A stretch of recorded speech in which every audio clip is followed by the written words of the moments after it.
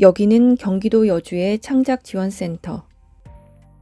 아무것도 없던 이 공간에 변화가 시작됩니다.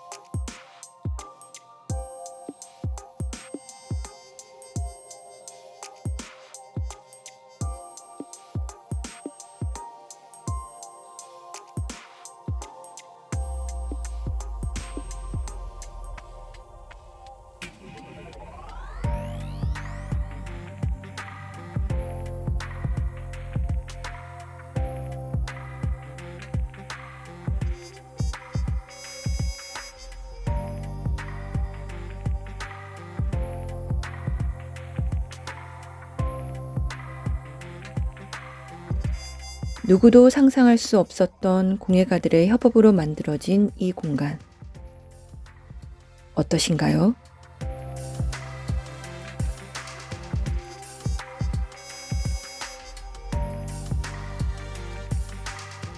그 짧지만 강렬했던 10명의 공예가들의 기록, 함께 보실까요?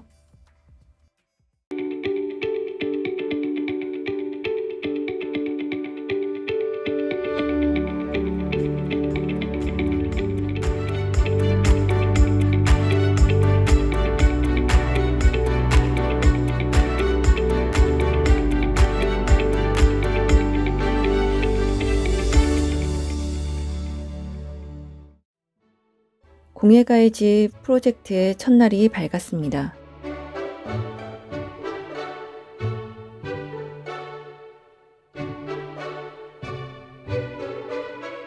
과연 어느 분이 제일 먼저 이곳에 오실까요? 김영란 작가님이 1등입니다. 이번 프로젝트에서 와이드 거실장을 만들어 주실 분입니다. 매일매일 활기찬 모습으로 저희 목공방에 생기를 불어넣어 주신 목공방의 마스코트라고 할 수 있겠네요. 두 번째로 출근하신 분은 이번 공예가의 집 프로젝트에서 목조각이 들어간 테이블과 의자 세트를 만들어 주실 라병년 작가님입니다. 조각을 주 작업으로 하시는 분이신데 이번 공예가의 집 프로젝트에서는 가구의 단단함과 조각의 부드러움이 한 작품으로 합쳐진 작업을 진행하신다고 하니 더욱 기대가 되는데요. 이번 공예가의 집 참여 작가이자 다큐멘터리 나레이션을 맡은 남경희입니다. 건축 설계를 했던 경력을 바탕으로 작업을 진행하기 전에 항상 여러 가지 계산을 해두는 편인데요. 오크 나무의 따뜻한 감성이 녹아든 저 남경희 작가의 미닫이 장식장도 이번 공예가의 집 프로젝트와 함께하게 되었습니다. 우리 목공팀의 분위기 메이커 성석진 작가님입니다. 곡선 평면을 가진 판재들이 서로 안겨있는 소파와 소파 테이블을 제작할 예정입니다. 오크나무와 천의 조화로 포근하고 아늑한 성석진 작가님의 소파를 만들어 주실 예정입니다.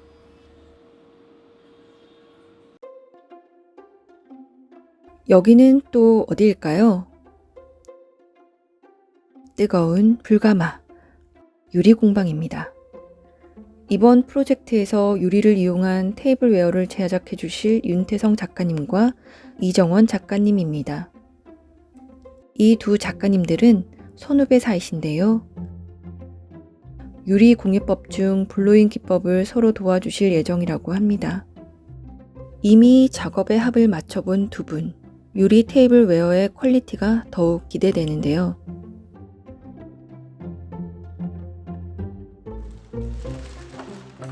이번에는 도자공예의 정지연 작가님입니다. 정지연 작가님은 이미 며칠 전에 오셔서 기물을 가마에 구워두셨네요.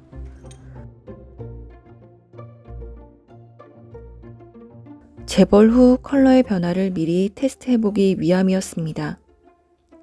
철두철미한 작가님의 모습, 정지연 작가님의 도자 조명에도 그대로 묻어나겠죠. 조원석 작가님은 이번 공예가이지 프로젝트에서 크레파스로 그림을 그린 화분을 제작하신다고 합니다. 재미있으면서도 특이한 기법으로 인기가 많은 조원석 작가님. 이번 작품도 기대가 됩니다. 여기는 금속공방입니다. 20년이 넘게 대학에서 후배들을 양성하고 계신 조정희 작가님은 에노다이징을 거친 타원형 금속을 와이어로 연결하여 한쪽 벽면을 아름답게 채워주면서 시각과 청각을 동시에 만족시켜줄 무비를 제작하실 예정입니다.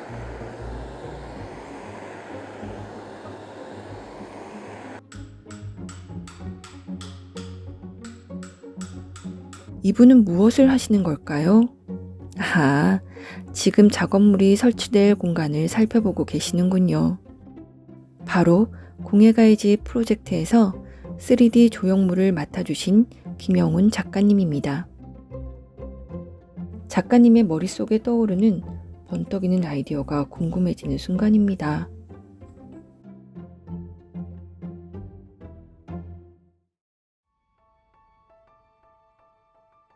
작가님들은 보름 동안 여주에 있는 경기공예창작지원센터에서 작업을 하실 예정인데요. 와이드 거실장 제작에 필요한 목재의 사이즈를 체크하는 김영란 작가님. 사이즈를 재면서 목재 상태까지 꼼꼼히 살펴보시는데요. 목재 재단할 부분을 마킹하고 난 뒤 창작지원센터 목공방에 있는 슬라이딩 테이블소를 이용하면 큰 사이즈의 목재도 수월하게 재단할 수 있습니다.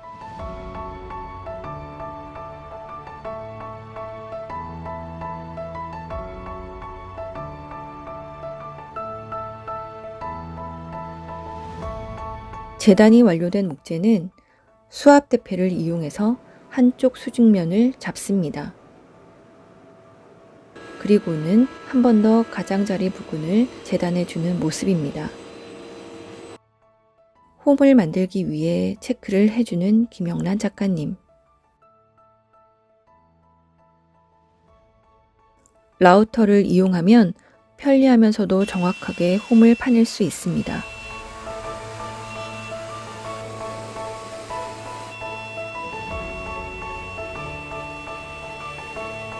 재단이 완료된 목재들은 퀵클램프를 이용해 틀어지지 않게 잘 잡아두셨네요. 꽃 모양의 목조각이 들어간 테이블과 의자를 만들어주실 라병년 작가님. 목재 샌딩을 위해 수압 대패를 이용하는 모습인데요.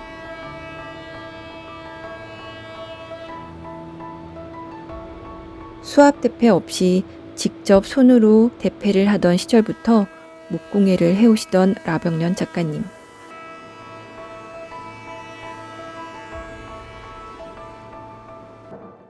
목공방의 여러 가지 기계를 사용하시며 가장 행복해 하시던 작가님이었습니다. 자동 대패까지 이용해서 깔끔하게 목재를 다듬는 모습입니다.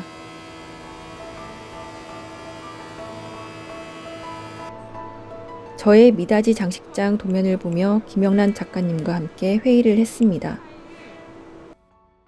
본격적인 작업에 앞서 서로의 노하우를 공유하는 유익한 시간이 되었네요.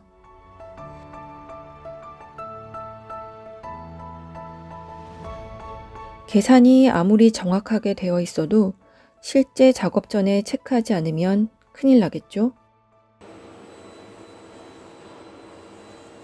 최신 장비들이 들어오면서 예전에 비해 상대적으로 힘을 많이 들이지 않고도 사이즈가 큰 목공 작업까지도 편하게 할 수 있게 되어 정말 좋은 것 같아요.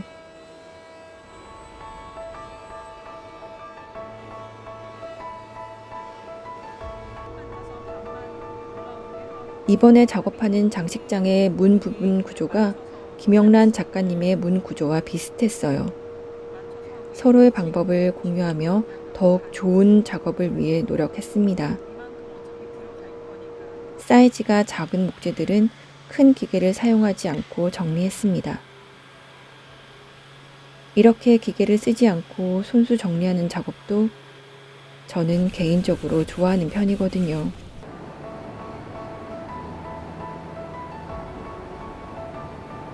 성석진 작가님이 이번에 제작할 소파와 소파 테이블은 곡선이 많이 들어간 형태라 초반 형태 스케치에 더욱 신경을 써야 한다고 합니다. 수압 대패를 이용해 깔끔하게 목재를 다듬는 성석진 작가님. 여러 장의 목재를 깔끔하게 붙인 뒤 곡선의 형태로 깎아내야 하는 작업이라 많은 부분을 동시에 고려하면서 진행해야 하는 어려운 작업이라고 합니다.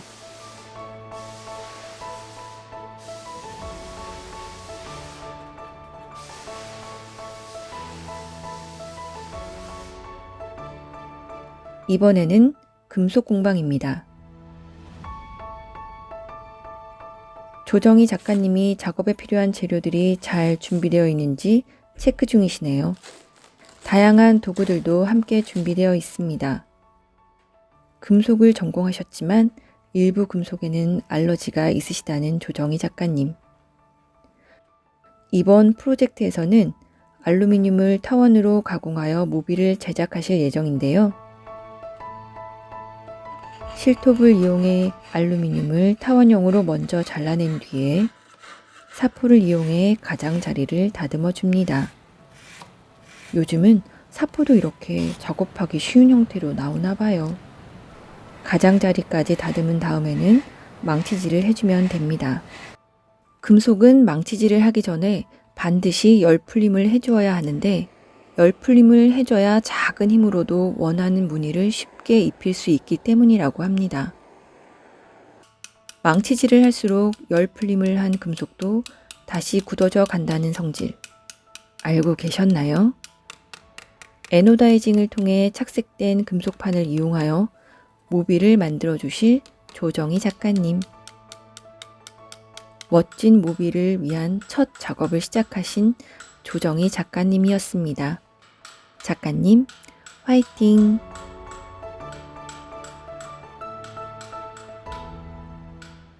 이번 공예가이지 프로젝트에서 디지털 3D 부분을 맡아주실 김영훈 작가님입니다.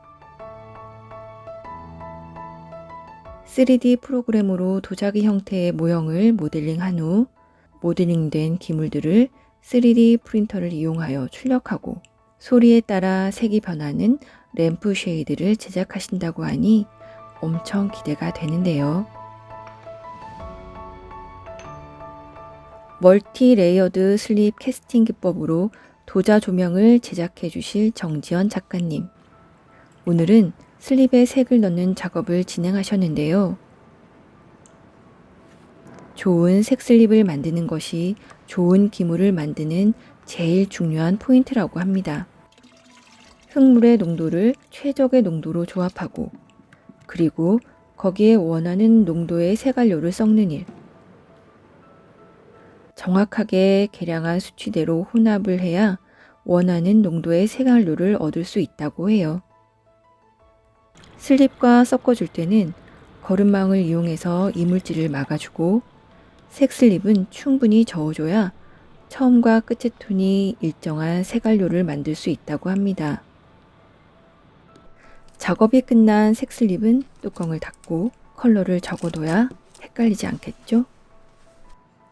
사용이 끝난 도구들은 다음에 사용할 때 색이 섞이지 않게 깨끗이 닦아줍니다.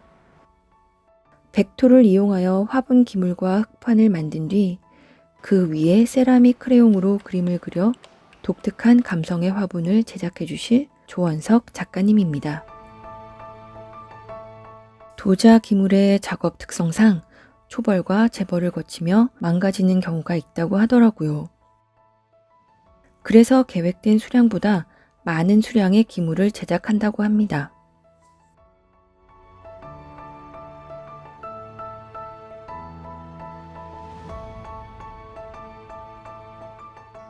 꽃 모양의 그림이 들어갈 흙판을 만들 차례입니다.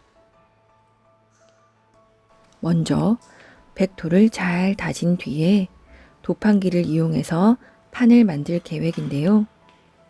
분야를 불문하고 손이 많이 가는 만큼 완성도가 높아지는 건 다 똑같은 것 같네요.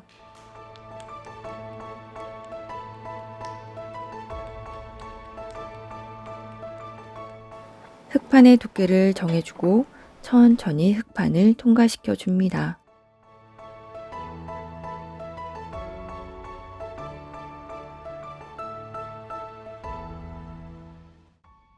도판기를 통과한 흑판은 잘 다듬어 건조시키고 미리 만들어둔 화분 기물은 굽깎이를 위해서 너무 많은 수분이 날아가지 않게 화분 기물에는 비닐을 덮어 보관해 줍니다.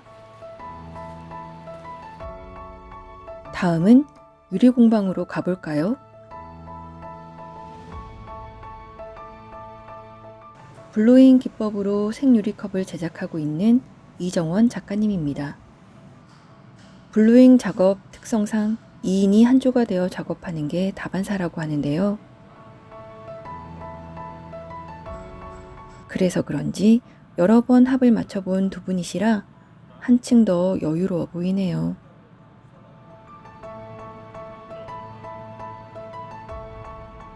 그리고 블로잉이 아니더라도 유리기물은 2인으로 작업하는 게 더욱 효율적이라고 하는데요. 펀티를 만들어 유리기물을 옮길 때도 혼자서 하는 것보다는 둘이서 하는 것이 훨씬 수월하다고 합니다.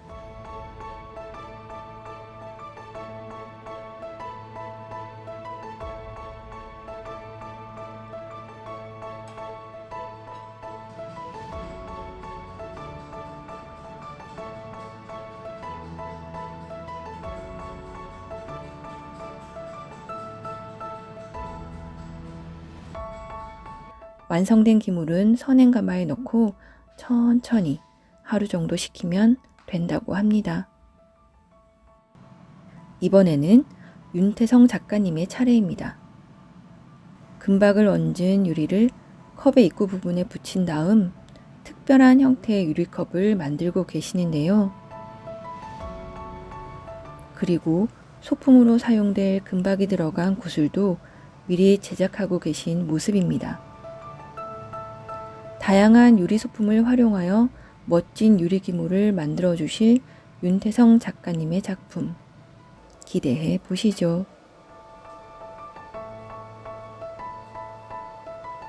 선행 가마의 온도를 500도씨에서 천천히 떨어지게 설정해 주면 오늘 작업은 끝입니다.